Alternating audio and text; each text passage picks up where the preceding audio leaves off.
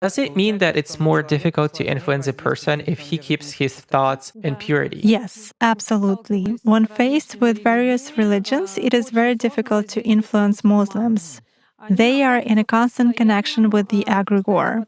They do namaz every day and read prayers on a daily basis. They are constantly under some kind of a dome, so it is very difficult to influence them. When you start impacting a person, he begins to address in a prayer. Indeed, many of them are very different from those who come to church only when everything is bad in their life. They come to pray, and then for 5 years they forget about God, some canons, and so on. Muslims, as a rule, passionately believe and passionately give energy to their egregore, and this egregore protects them very well. That's why it is very difficult to work to make any kind of influence on a true Muslim believer.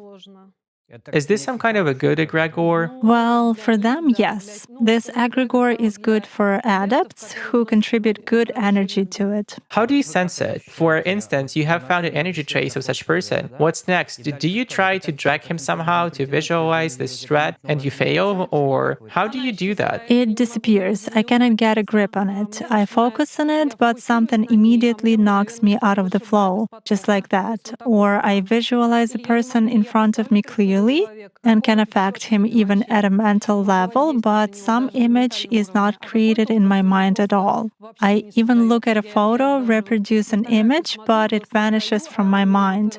Thus, I can clearly see that a person is covered with something.